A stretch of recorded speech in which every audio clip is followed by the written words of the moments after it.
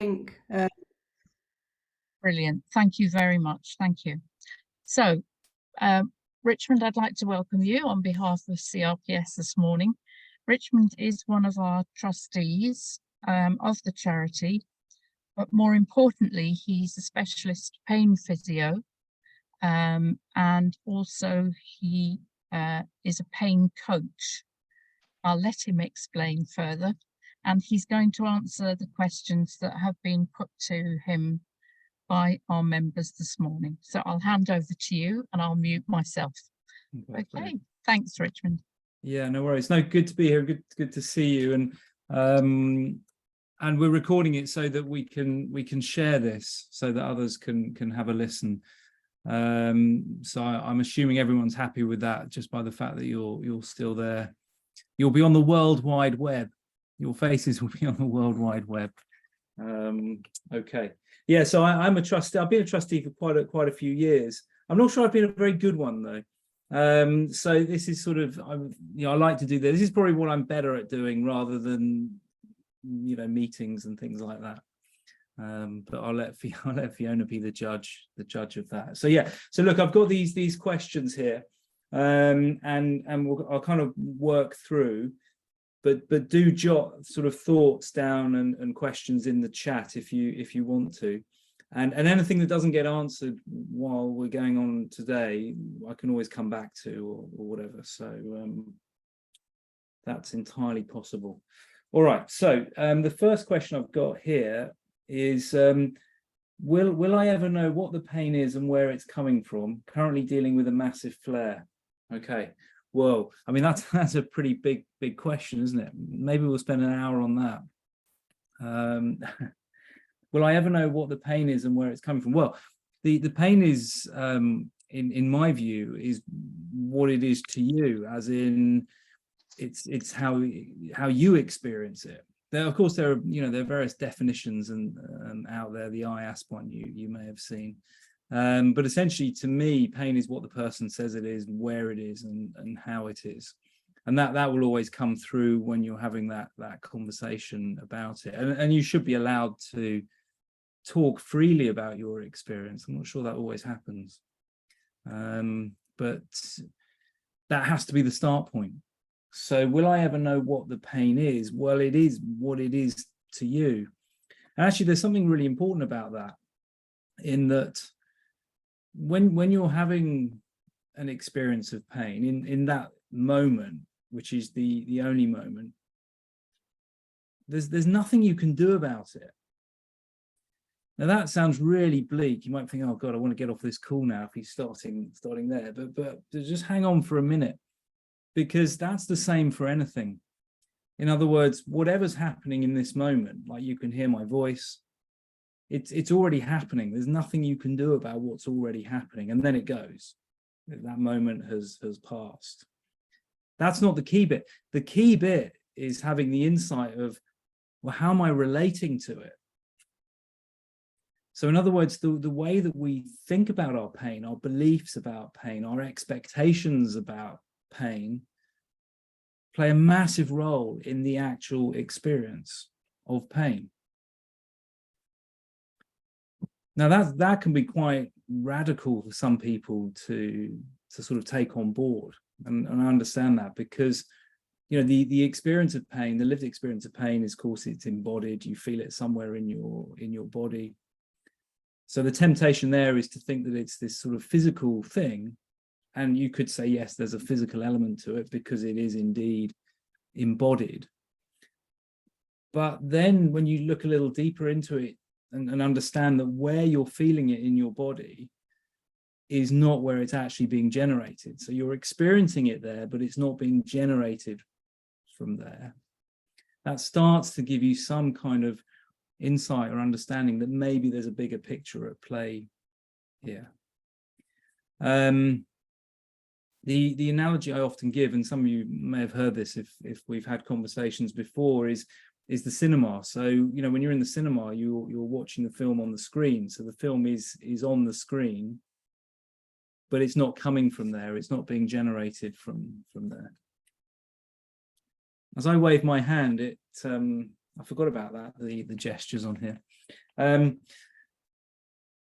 Does that make sense? You can just nod, because obviously I can't hear you because you've got your microphones off. But does that make sense, what I've just said? Because that's the important thing. Whatever I say, it's got to make sense. If it doesn't, then it's completely wasted in a way. And I have to come up with another way of explaining it.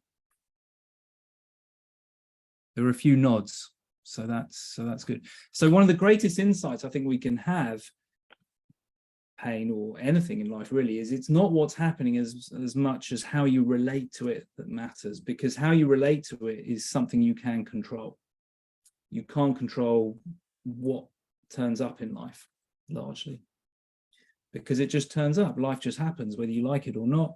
So our preferences make no difference to how things turn up, and you can start to notice how we're kind of conditioned to live our life according to our preferences. I want it like this, I want it like that. But actually, most of the time, life doesn't turn up that way. It might do sometimes, and close enough of the time, perhaps. But a lot of the time, it doesn't. And if we resist that, then we suffer. So it's learning to surf this stuff better, so to surf the waves of life better. And there's practical ways of doing that. So, where's I think I might have answered that question to an extent then, where is the pain coming from? Well, it's felt wherever you feel it, hand, back, leg, different places, of course. But it's being generated, as best we think now, top down by a bunch of body systems that are working together. So that's going to include your nervous system, so your brain. So we're more than a brain. You probably have seen lots of things about pain is in the brain, and the brain this and the brain that. We become very brain focused, which was a real swing away from being very tissue focused, although much of healthcare is still very much tissue kind of focused. And you need some focus on the tissues because there is a body there and it needs to be healthy, or as healthy as can be. But the experience of those tissues is not being generated by those tissues. You've got your nervous system, as I said, so your brain, and then your peripheral nervous system, your central nervous system, spinal cord. You've also got your autonomic nervous system, then you've got your immune system, endocrine system. So those in particular seem to work together. And although textbooks and teachings are often about these different systems in the body, actually thinking whole is much closer to reality. It's the person, it's the whole person in any one moment. So this sort of idea, one of the drums I'm always banging is that, this idea of kind of mental and physical, or body and mind separation is a real issue, because it's not how it is. Some people might say, well, it's convenient because then we can kind of break things down to think about it, or have these different departments to it. But, and yeah, I mean, practically in a hospital, for example, you need different departments. But the closer that everything can be brought together, the better. And a lot of people I speak to, their care has been fragmented because of the system. So different, got to go to all these different places for different things, and it's not really being joined up in any way. So bringing it together as the whole, because it's you or the person that experiences pain, not the body part or the brain or anything else really. It's you as a whole, as you are. Is that okay? Does that make sense? A few nods and things. So, all right, good. So the next question, which may be from the same person actually, how do you deal with a massive flare-up?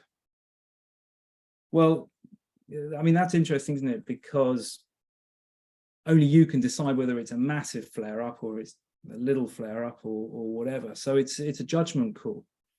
And one of my questions there would be, well, is it helpful thinking about it as a massive flare-up, as opposed to just thinking about, well, what's actually happening for me? Because it's like a label, and we're good at labeling things, but it doesn't necessarily give us the detail, because it's very sort of general.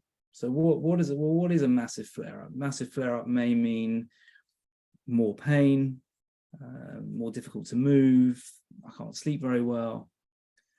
So straight away there, you've got a range of different things that you can work with. So we need to be much more specific about what we mean. massive probably implies that the intensity of the pain is more, or it's gone on for longer. So does that mean that you deal with it any differently to another kind of flare-up? Not necessarily. But do you have skills and strategies to use when things are difficult? I tend to call these challenging moments, or in fact, you could call them learning opportunities, because if you have any flare-up is going to come to an end. So although when you're in it, obviously it feels like hell, and you might be thinking this is never going to end, because these are the kinds of thoughts that we typically have when something really bad is happening, then it just feels like it's going to go on and on and on and on. But everything that we're doing, if we're at the right time, if we're able to look at it, we can think, okay, well, what happened there? Was there anything about the way I've been doing things? And this is not a blameworthy thing. It's just really looking at how things are and trying to work out, okay, is there something I can take from this to learn to do it better? Because this is a route of mastery. Getting better is a route of mastery. It's all about learning. I mean, learning about or understanding and overcoming any pain condition is much more akin to learning than anything else. I think one of the issues we have in our society, again, in healthcare, is it's very passive. It's about getting treatment. It's about things being done to us. And of course, they can play a role, but that's only a small part, because the bulk of it is about how you live and how you deal with moment-to-moment stuff, how you make decisions as clearly as possible, how you look after yourself, how you navigate the ups and downs. They're all skills which you learn and practice.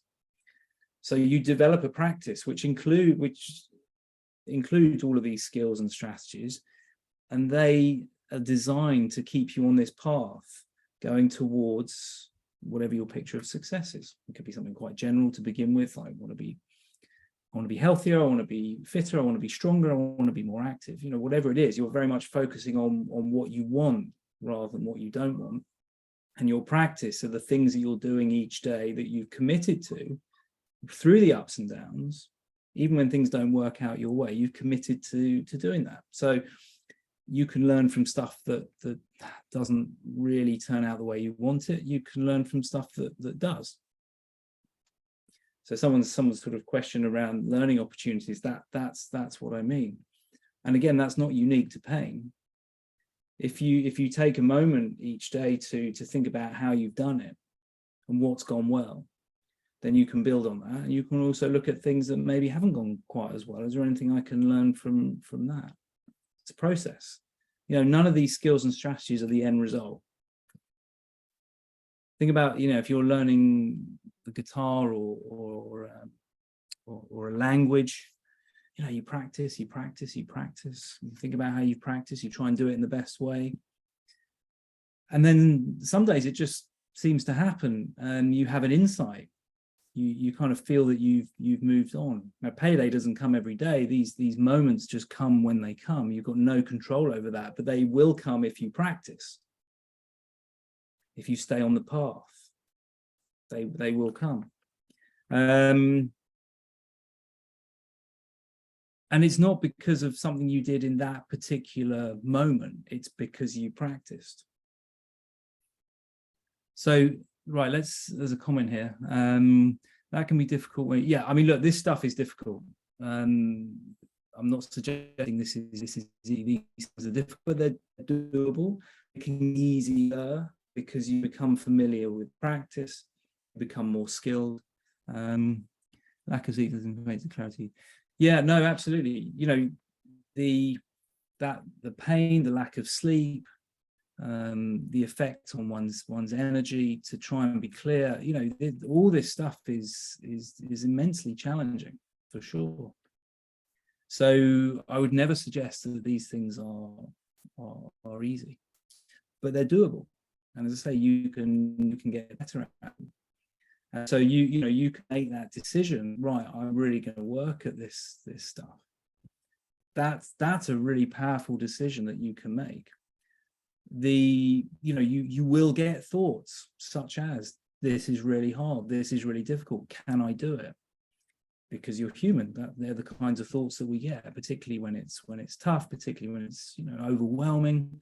And actually, when it reaches a certain point, then you will just do what you need to get through that. And that could be a whole range of things, and that'll be very unique to you. I guess what I was talking about more then were at times when you can focus on the things that you can control and you're practicing things.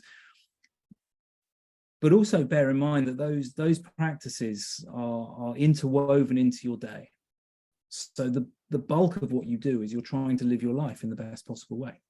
You know, you're getting up, you're trying to get dressed, breakfast, maybe go out and do things around the house, maybe you work, you know, that's the bulk of your day. So actually, some of the skills and strategies revolve around that.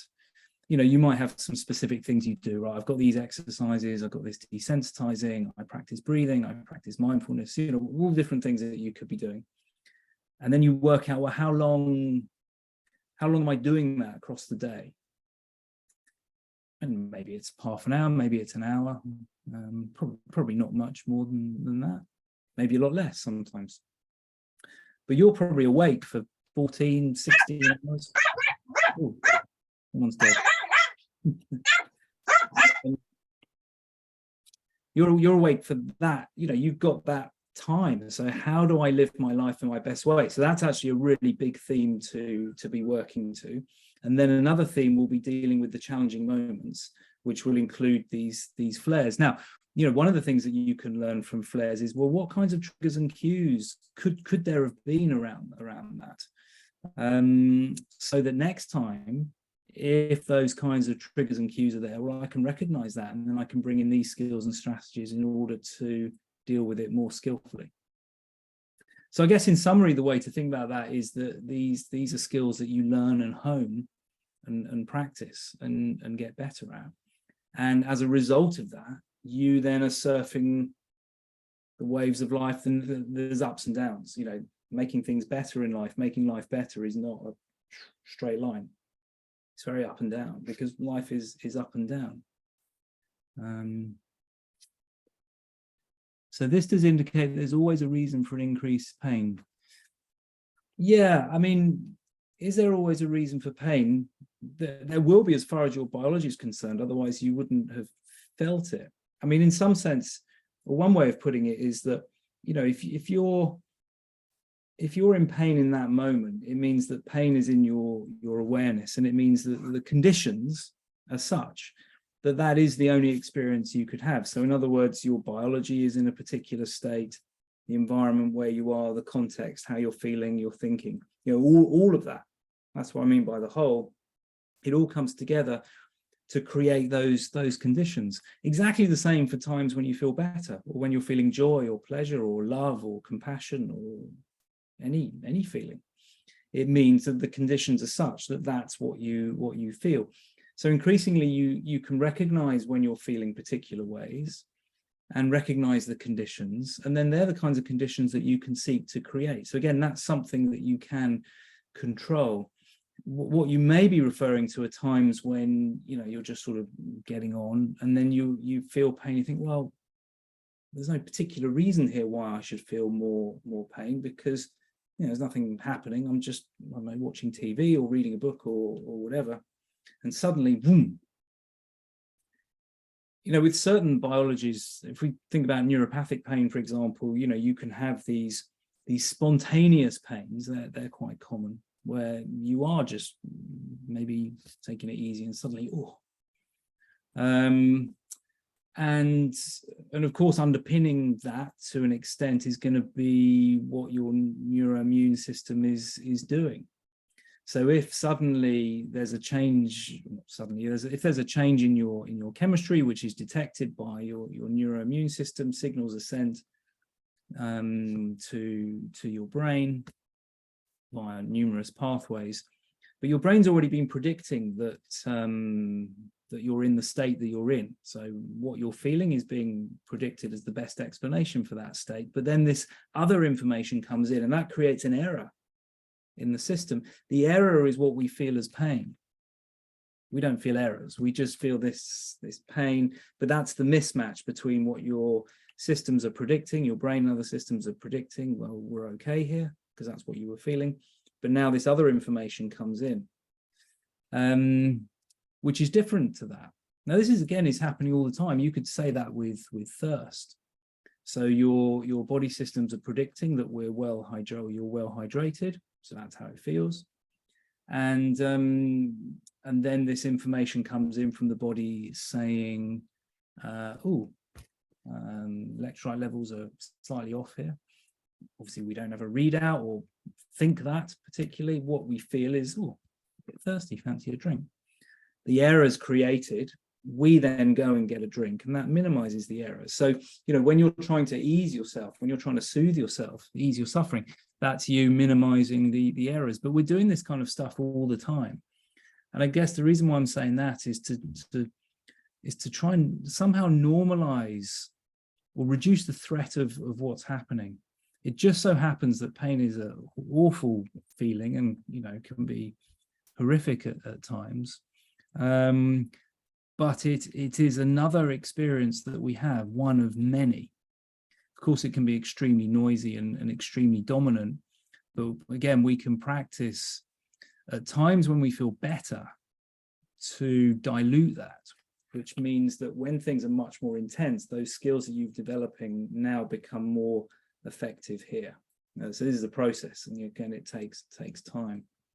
If you think about someone who works in the emergency services, they don't begin being fully equipped to deal with the urgency and what's going on in that situation. They train themselves, or they get trained in particular environments, and then gradually that's built up.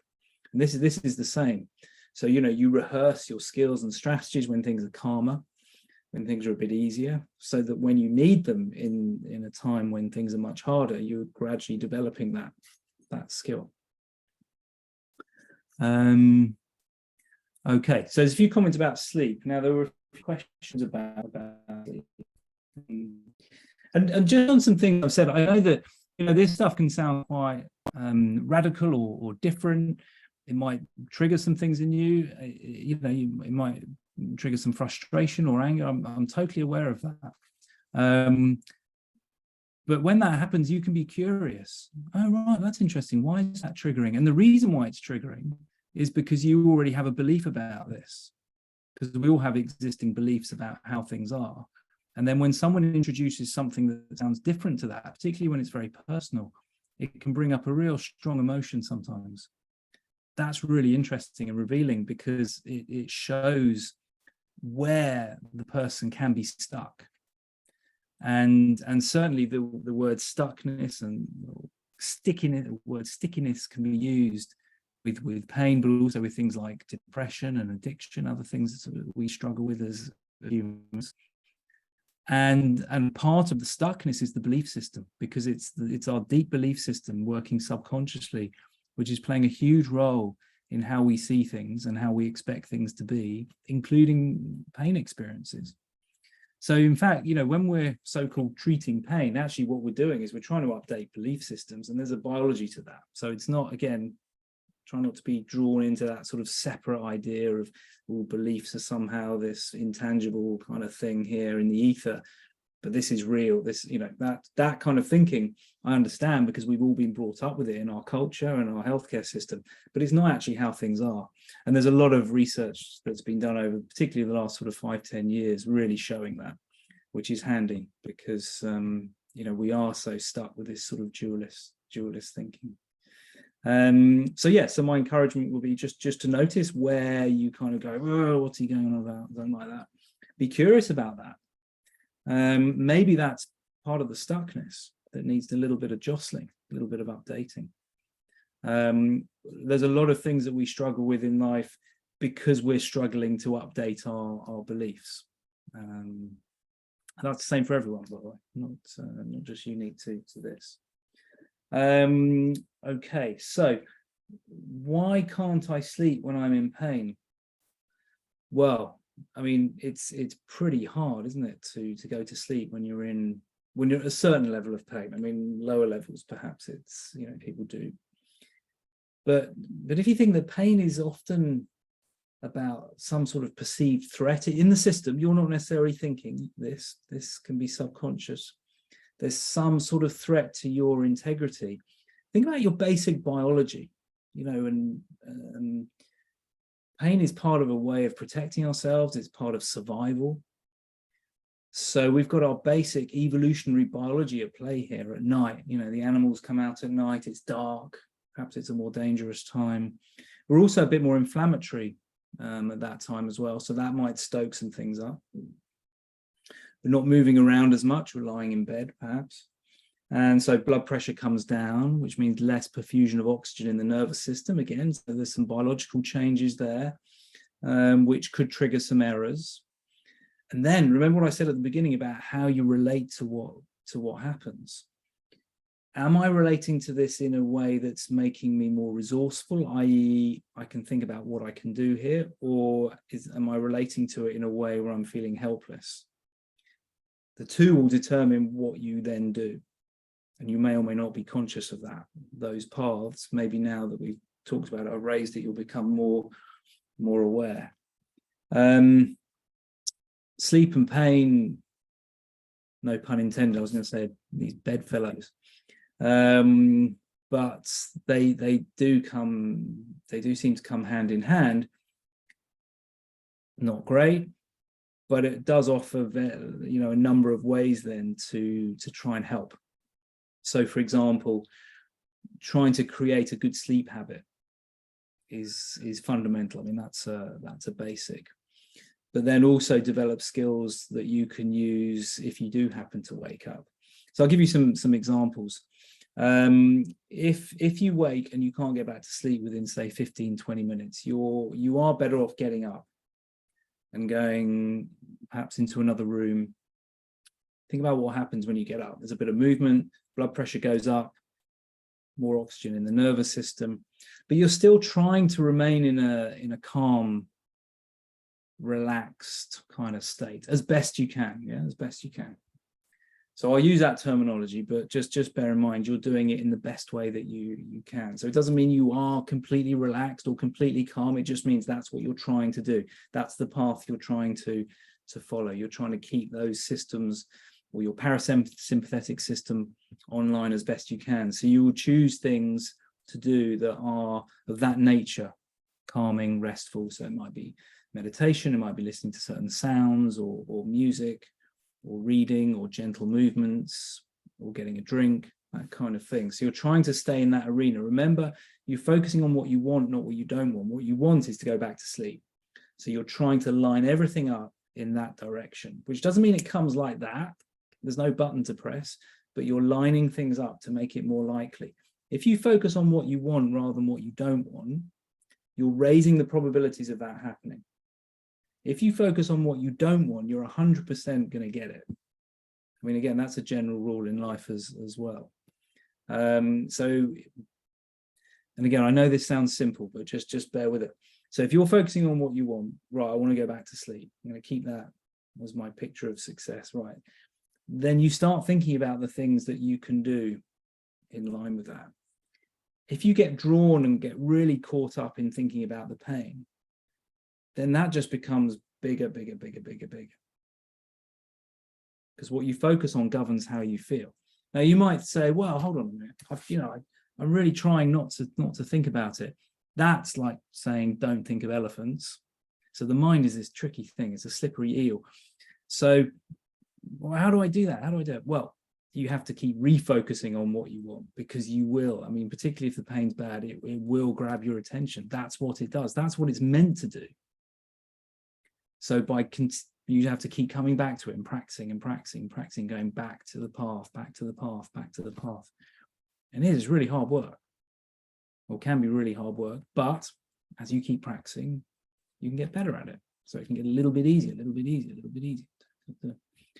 And then what often happens is, after you've been practicing for a while, sometimes a little while, sometimes longer, everyone's individual, you go, oh, that was good. That kind of worked. I felt better. I managed to feel a bit calmer. I managed to get back to sleep. Great. And then the next night, boom, kind of off it goes again. And you think, that didn't work. That's rubbish.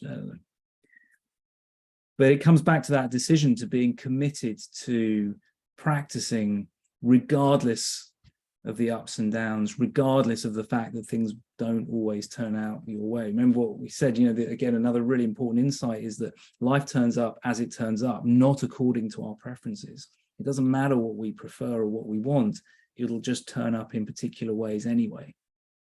So it's always that, how can I relate to this? What can I do? And trying to do that as best you can and build on that.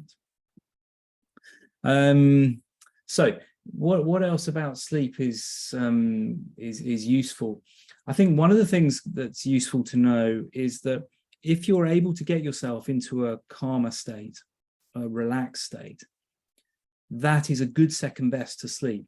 Because sometimes people worry, oh, I didn't sleep, and actually that thought, I'm not sleeping, I didn't sleep, tomorrow's going to be terrible, that creates stress now, which actually takes you away from what you want.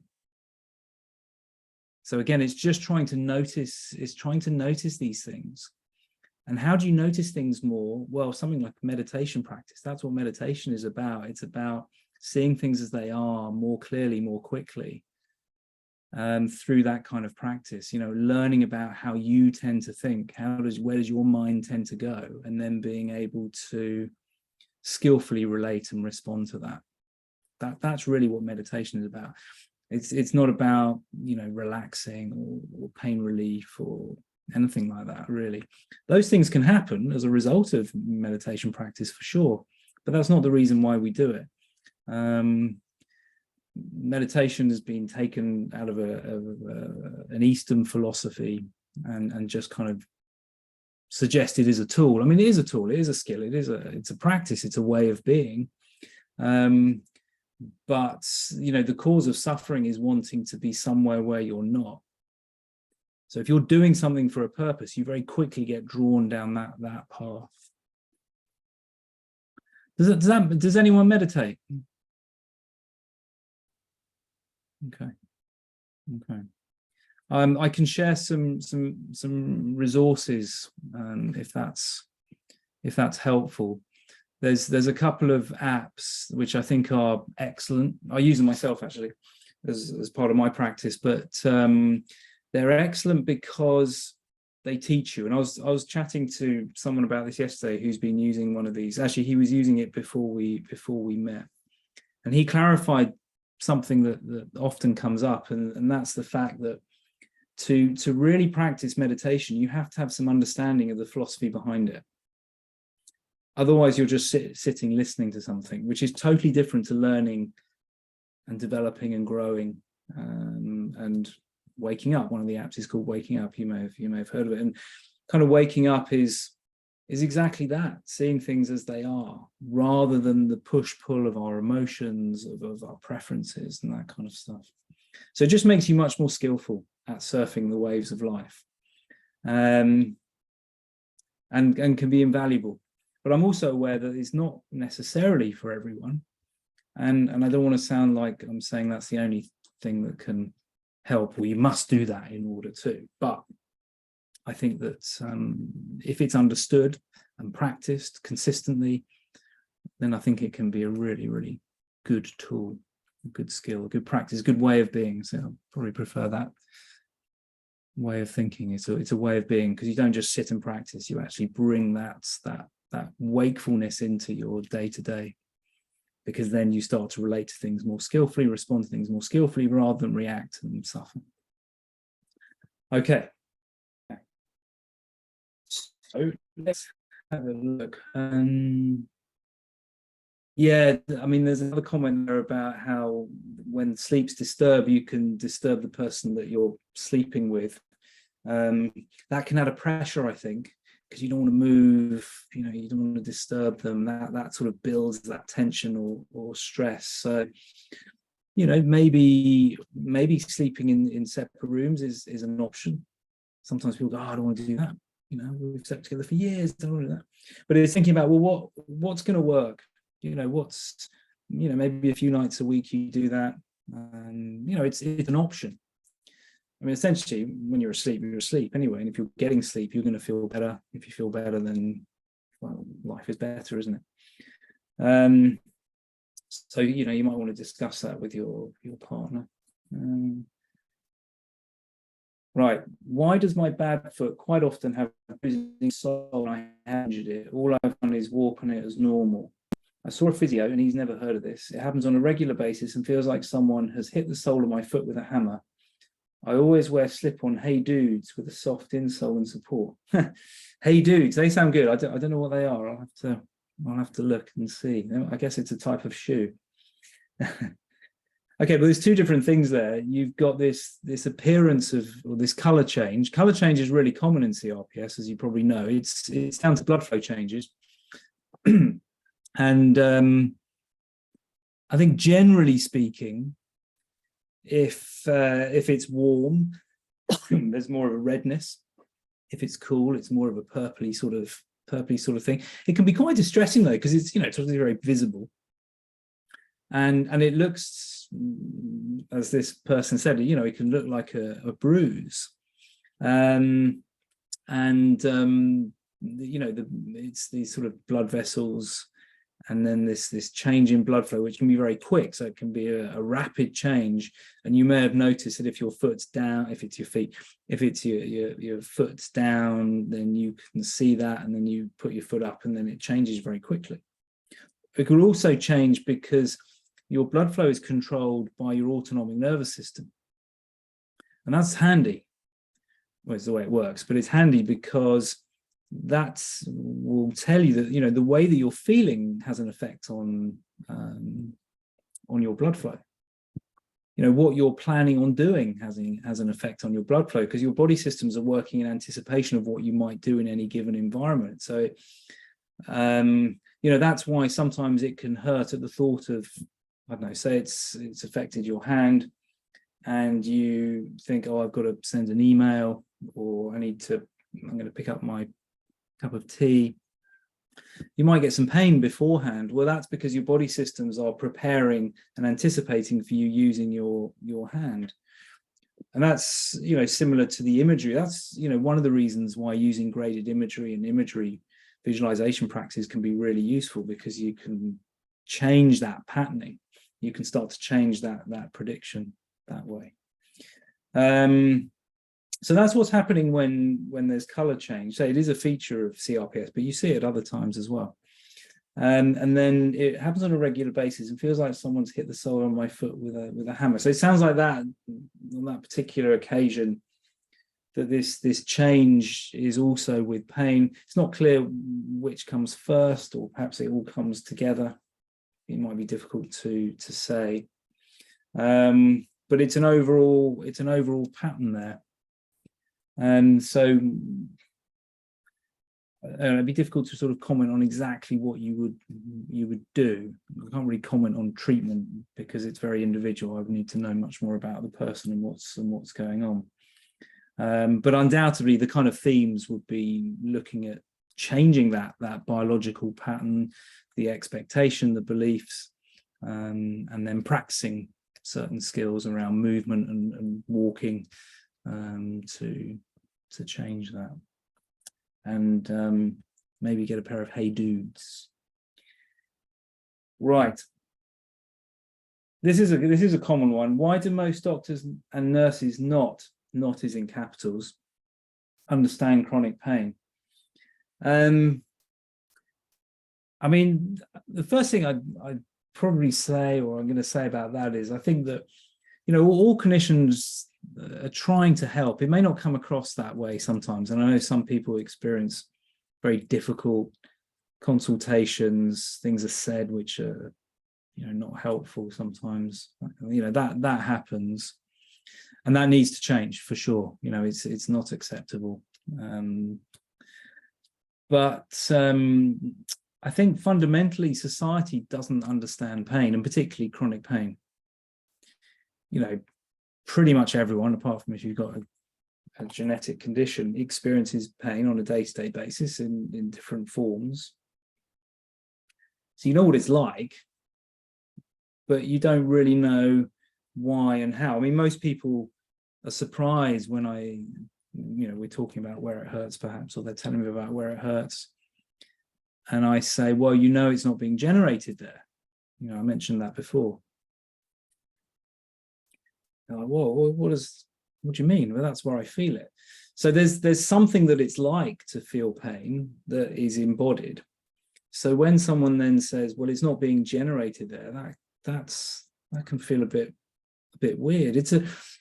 But it's no different, again, to anything else. So, you know, you look in front of you now, you've probably got a phone or a computer or something, and then beyond that, whatever the background is, it really feels like there's something out there, doesn't it? It really feels like that's the world that's there. But remember, that's just your version. There is a world out there, but you're generating your own version of that. You know, think about magic, think about illusions. And if anyone's a fan of Derren Brown, he gets this stuff. It's amazing to watch. You know, when you start having insights and changing and updating beliefs, then the world starts to appear in a different way. There's lots of examples of that, and you know, it's been well studied, you know, in sounds and things you see. So, you know, you might play a sound and ask someone, well, what do you hear? And it just sounds like a jumbled kind of noise. And then you give them a cue, or you might say to them, well, this is the sentence that's being said, or this is the particular music. And then you play the sound again and you hear it. There was they did a good experiment using White Christmas, the song, which I'm not going to sing for you. So it was a noise, and then they were told it was White Christmas, and then they could hear it. The people could hear White Christmas. I think on that occasion there was no White Christmas, as in, I don't mean outside, but there was no actual music, but just being told that there was White Christmas being played, that's what the systems were then looking for the evidence for, and that is what was heard. So our body systems look for the evidence to confirm what's already believed or expected based on prior experiences. So if you've had pain in certain situations, that creates a very strong prior expectation that if you're in that situation again, it's going to be painful, unless there's some new evidence to suggest there's something else. Even if when you get into that situation, there is not really any current sensory information saying that there's anything dangerous happening, because it has happened so many times before, that prior is really strong. So that's what you feel. You see a world, you experience yourself in the way that you expect to see yourself in that world. That's where we are at the moment with the sort of understanding of it, all experiences. But of course, we can bring that to pain. So, you know, this person talking about it was interesting that, you know, why does my bad foot? Well, that's a judgment call, isn't it? So you could change that. I would encourage the change to, well, why does my foot rather than my bad foot? Is it a bad foot? Has the foot been bad? Do you have to call it that? I would understand why you would, but is it helpful? Is it purely a bad foot? I mean, you have a foot as a start point. Okay, well, that's better than not having a foot, you could argue. And is it moving? Is there something going on there? Yeah. So there's always other stuff going on. I think one of the issues we have with a lot of the psychological approaches is there's just kind of a focus on one thing, good or bad. Whereas actually, when you look more closely at things, there's much more to it. There's much more to it. If you think of a moment where you felt absolute pleasure and joy, you might say, well, when I'm feeling absolute pleasure and joy, I feel nothing else. But that's actually not true. If you examine your experience more closely, you are feeling that. That's a big feeling, but there's also another feeling as well, usually the opposite. There's always two. And then somehow we come back to the middle. That will be the mean, the meaning. Yeah, the meaning we give to things. The mean, the average between those two. So those kinds of insights can be helpful because you start to dilute down. Because if I'm thinking this is my bad foot, then I'm going to go down that route. Bad foot, can't do this, can't do that, painful, suffering, That's the root. Remember, what you focus on governs how you feel. Or you change it. My foot. Right now, my foot, there is pain. So you're labeling it. You're describing what's actually happening. So labeling is quite a handy practice, because if I'm able to say to myself, there is pain or there is tension, I'm just creating a little bit of space. Instead of getting caught up in it all, which is what we're really good at as humans, meditation helps with that, by the way. We pull back, a little bit of space. Right, okay, well, what can I do? Maybe I'll take a rest. Maybe I'll do a little bit of movement. Maybe I'll do a little breathing. Maybe I'll have a cup of tea. Maybe I'll just feel the warmth of that cup. You know, whatever it is. You think about the number of things that can change your state being a biology, but how it feels. Because if you think for a moment, all you ever have, all any of us ever have, is just a matter of experience. So right now you're experiencing being sat somewhere, you can hear my voice, you're experiencing some thoughts, some feelings, some sensations, you know, it all comes together, doesn't it? But that's all you have.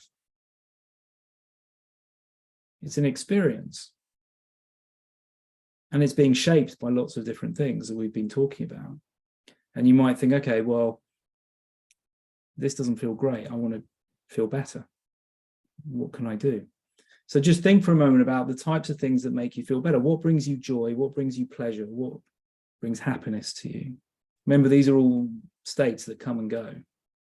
We like to hold on to things that make us happy. We like to push things away that make us feel bad. Neither strategy works because things just come and go. That's the nature of life, isn't it? That every moment is different. Things come, things go, things come, go, come, go, come go. That's it. It always changes.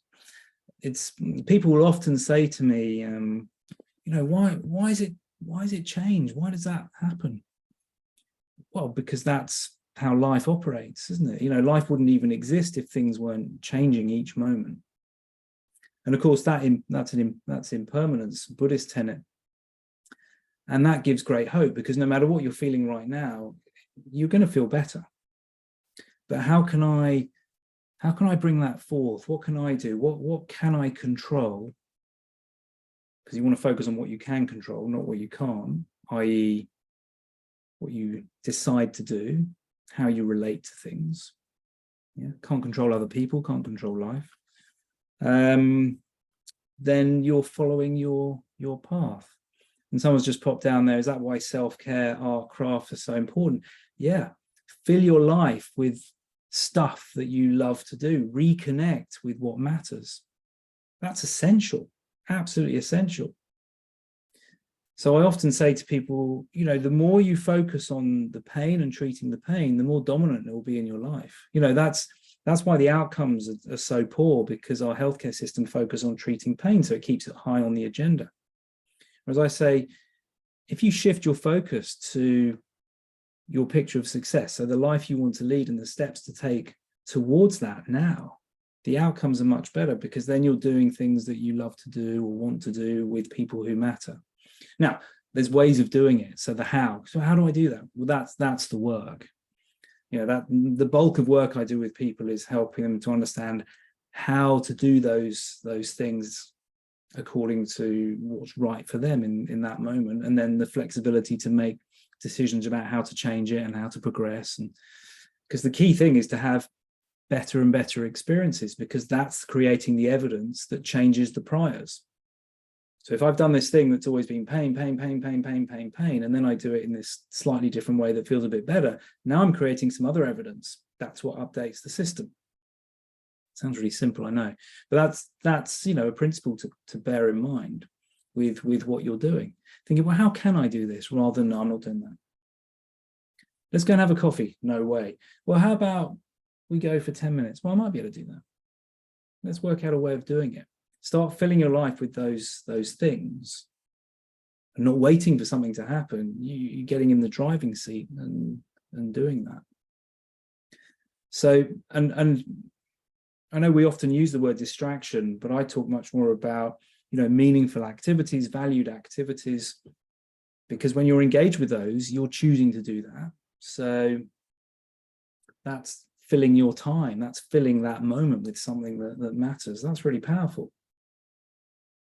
And even thinking about doing those things can be powerful. Because when we think about doing something, our body systems start anticipating you, start kind of living that out in preparation. And so how it feels, the bodily sensations, thoughts, feelings, it's all information. It's information for you to act on. Sometimes to think about, well, is that an accurate representation of what's happening? You know, if you're in a lot of pain in a given moment, you know, is this really an accurate representation of what's going on for me in my world right now? I'm just sat at home, so clearly I'm safe here. So that pain I'm feeling is not a really accurate representation of what's happening for me here. My body systems are generating it as a best guess, but that guess is a little off key right now. There is stuff going on. You know, I'm not as fit and as healthy as, you know, as I want to be yet. You know, I'm working on that. But what we experience is a best guess. It's just meant to be good enough. It's not a perfect representation. You know, you've got the territory and the map.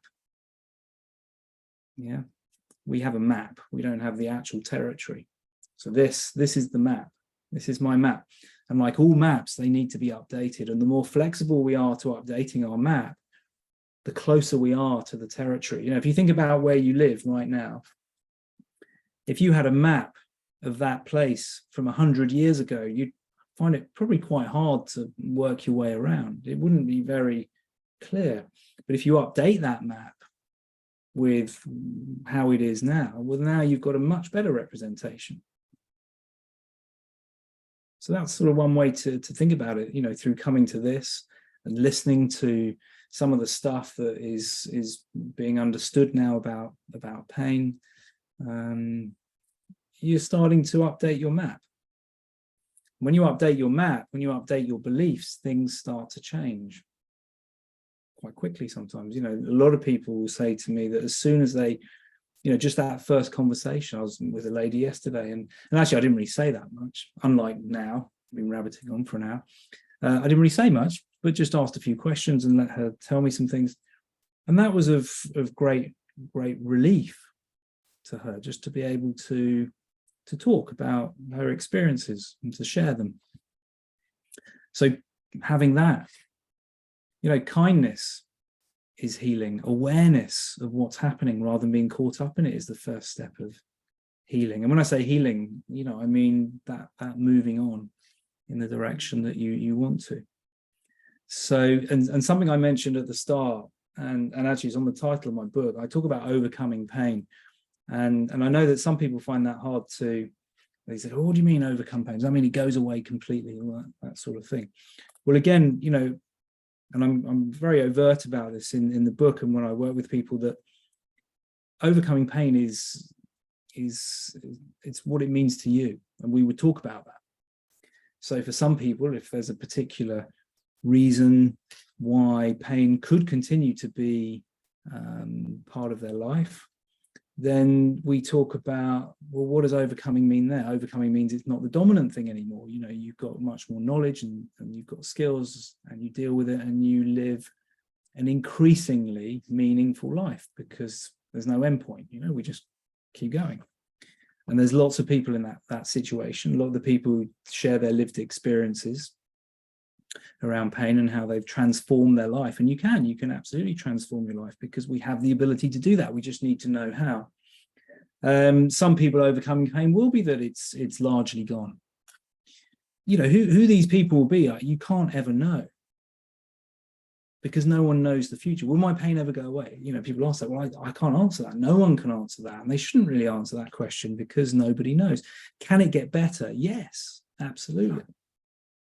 Absolutely. Because things are always changing. We're designed to change. What path are we going to go on? All right. So that's an hour of me rabbiting on about stuff. I haven't answered all the questions and whatnot. But has that been useful? Has that given some insights? You can come on and speak up now if you like. Apologies, I was late to come on and join the chat. I wanted to be here on time, but interestingly, some of what you were saying was the reason why I was late this morning. So Okay. Well, you can go back and watch the recording if you like. Yes, yeah. Lots of what you say resonates, because after so many years of having this, so I think I've tried most things, but I wouldn't say my personality type is one that is very good at accepting change.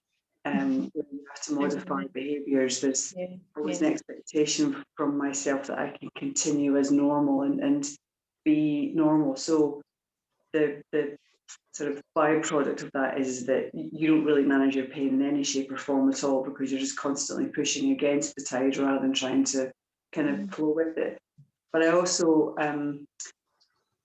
your sort of latter point where you were talking about, making some changes, bring joy to your life, bring something into your life.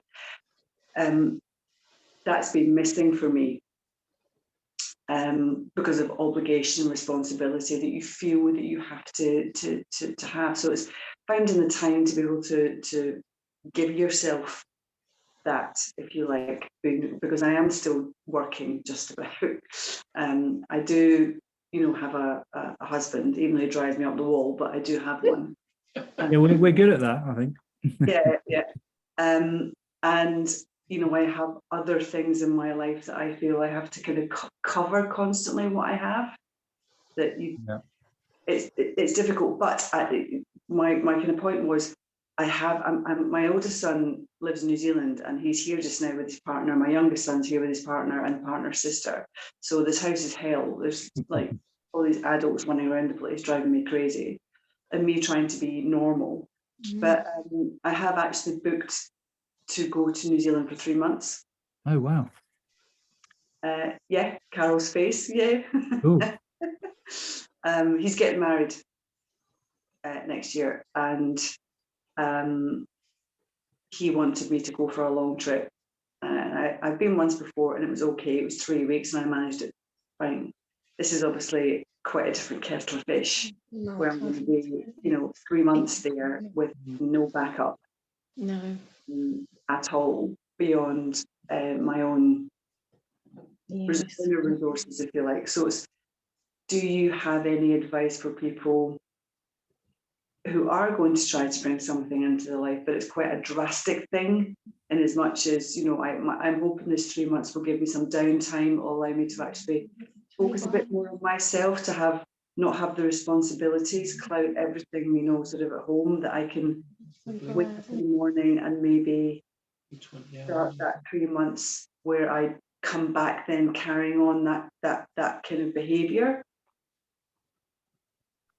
Yeah, I mean, wow, well, that's a major decision, isn't it?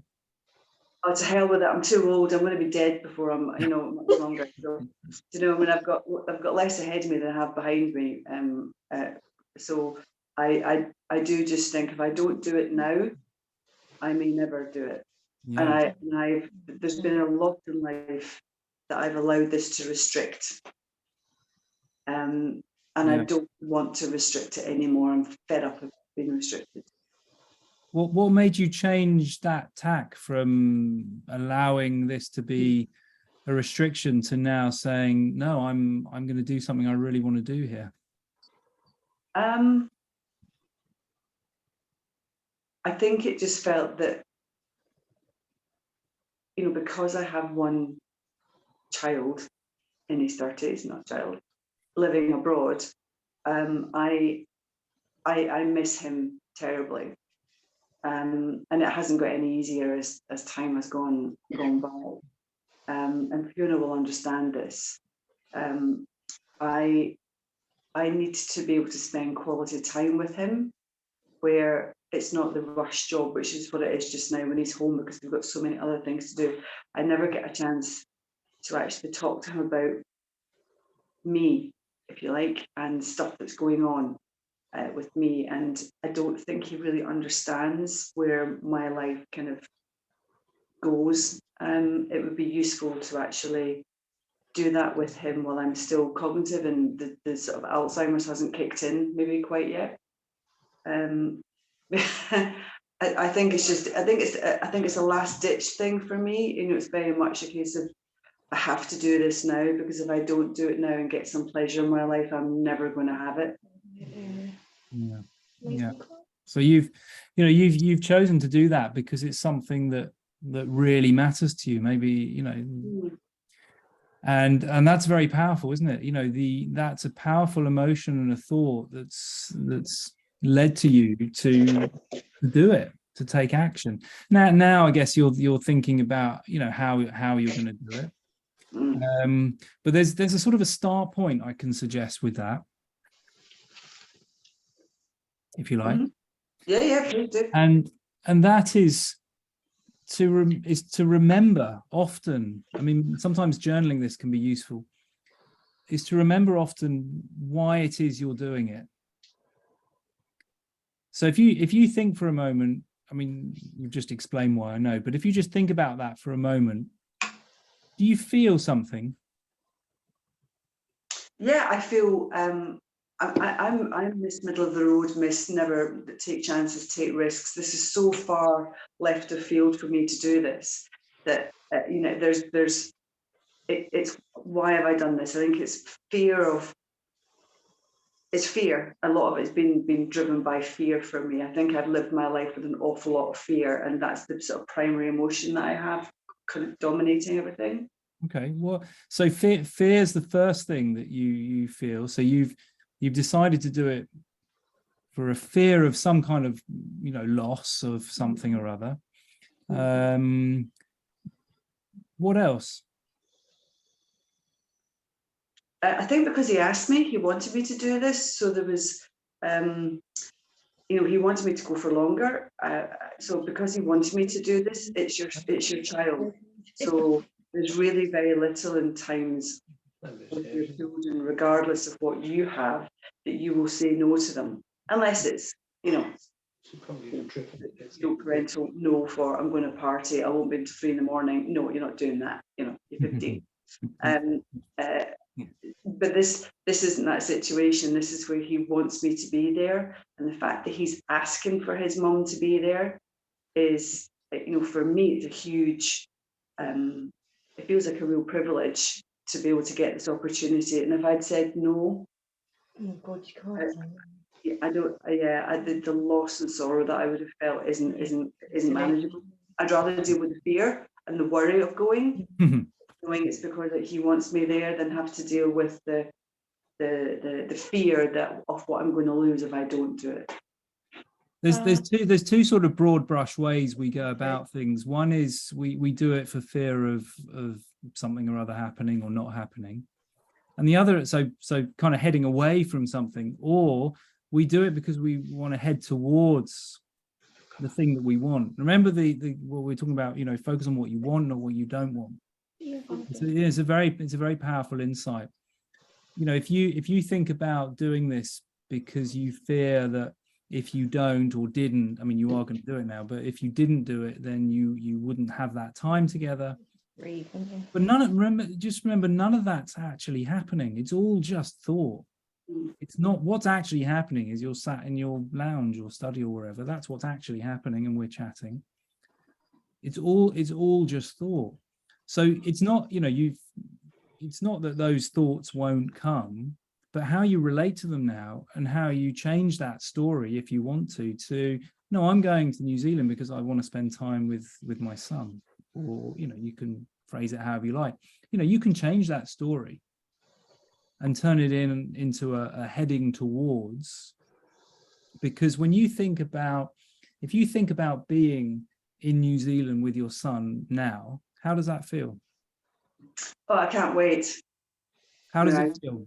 I feel it's just contentment. There's a real, you know, that all the worries and fears that I have with him living over there. And like when you talk about during the night, I ruminate because I can't sleep. So my head goes spiraling off into places that, you know, should see me locked up probably most of the time. But yeah, I've booked to go out on New Year's Eve, and I've done that deliberately because for me, I cannot. This is the start of a new year and maybe the start of something better. So there's a kind of slight symbolism to it, but it's to try and see if I can change the way I operate and have that 3 months to be able to start that. So some of what you've said is very much what I've been thinking about trying to work towards that I don't do now. I think I have quite good coping mechanisms, and I don't really. I have very bad ones. So some of what you've said does click, and I think in a sort of more rudimentary form, it's already dawned on me that I need to do this, but it's just having the right guidance, I think, to be able to do it. Well, you've certainly, you've demonstrated the courage. You've already started. You've taken those first steps already. I haven't got the plane yet. So, well, no, you haven't. But stepping on the plane is just another moment in time. There's nothing special about stepping onto the plane. That's no more special a moment than any other, unless you make it so. There's a bigger picture here. As in, this is something that you're doing. You can choose to focus on doing it because it matters. And there are some practical ways of going about it to make it better, a better journey perhaps than it could be. But largely it always begins in how you're thinking about it and noticing those thoughts and then going, well, that's helpful. That isn't right. I'll leave that one and I'll work with this one. You can't. No one is to blame for the way that they think or the mind that they have. You didn't choose your mind. You didn't choose to think in these ways. The ways that you've been dealing with this are the best ways. They're the only ways you could have dealt with it because that's what was available to you. It's always easy to look back and go, oh, well, I should have done that. Well, at that moment, you didn't have that as a choice. So that's a complete waste of time worrying about it. We still do worry about it, but the quicker we can then see that and then move on, the better. So, this is the compassion piece, and the wisdom of compassion is to see that. It's not my fault the way I think, but actually I can take responsibility and I can update that. And that's really what you're doing. So, you're moving away from making decisions through fear, which maybe you've always done, because a lot of people do that, to I'm making decisions to move towards these things. That's my picture of success, to go there and I want to have the best time that I can have. That's my picture of success. Obviously, you can be a bit more detailed. Right, what am I going to do? What steps do I take? Well, the first thing is I need to keep thinking about it in the right way. That can be through journaling, writing about how you want it to be, how you're feeling, noticing the thoughts, focusing on the ones that work for you, the ones that drive you. The journal's a good idea. I think I might actually invest in one and start doing that before I leave, rather than waiting until I leave and see what the changes are. I've already made contact with Kiwi CRPS. Fiona gave me the details, so I've had an email back from them already. So there might be some support when I'm over there. But I think there's a bit of me kind of. I almost feel like I want to become this new person, that I'm not going to have CRPS when I'm over there. There's just going to be this kind of like sort of more butterfly, caterpillar butterfly transformation, where I'm suddenly going to blossom and not have, all the things that I currently have. I think I'm pinning a lot on this trip, maybe too much. Maybe my expectations of what I hope for is too much, and I maybe need to rein that back a little bit and just try to do it in smaller pieces, because I have a very bad habit of doing the boom or bust, fail or pass. I don't have an in between. So you're aware of that. You're aware that you have a tendency to perhaps overdo things when you're feeling better and then be like, ugh. Yeah. And you now want to sort of, it's always a bit up and down, so you just want to smooth that out. Yeah. So making better decisions about how much to do, when to do it, setting the bar low so that you achieve it. Remember that what we were saying about, the more you generate and create better experiences. Doesn't mean pain-free, but just better. That was better, that was better, that was better. That's you following the path, because you're now updating the prior expectation. That's painful, that's this, that's that. So everything you do now is a practice for what comes.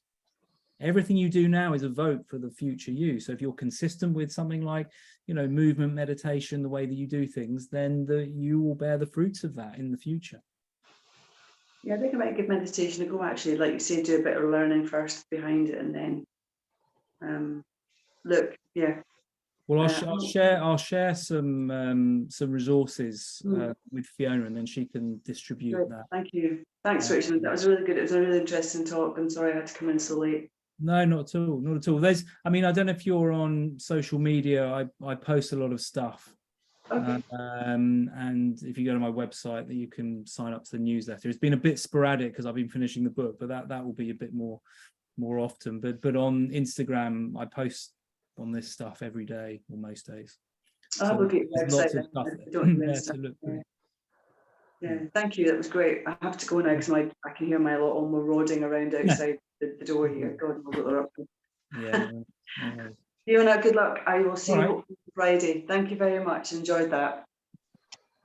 Bye. Cool. I guess we bring that to a close. So yeah, hopefully that's answered some things. This is a massive, you could spend days on these things, but hopefully it's starting to give some insights.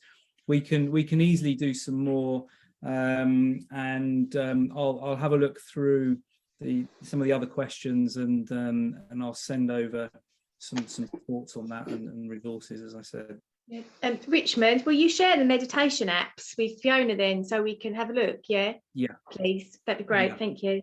Yeah, definitely. That's great. All right. Well, I think Cool. if nobody has any more questions, we'll let Richmond go so that he can have a cup of coffee and some fresh air. And thank you very much. It's been fascinating listening to you, and makes a lot of sense, which I think most people will agree. So we'll get that put up on our forum, and I think, will I send you the link? Yeah, if you send me the link, I can share it as well, so people can access Okay, it. yeah. It won't be today, Richmond, because I'm actually on my way to Cork. So I'm no worries. I'm halfway. So when I get there, I've got to do another meeting. So be tomorrow, if that's okay with you. Yeah. So yeah, no, definitely. No Brilliant. Okay, Yeah. that's super. Thanks, Yeah. Richmond. Thank you luck. very much. Good luck, Take care. Fiona. See you Friday. Yeah, Bye. see you all Friday. All Bye right then. now. Take care. Thanks, Richmond. Cheers. Bye. Thank you. Bye. Bye-bye. Talks an awful lot of sense. He's a fair man. Well, he's I've got to work out how to do this where you Yeah, makes an awful lot of sense. It's just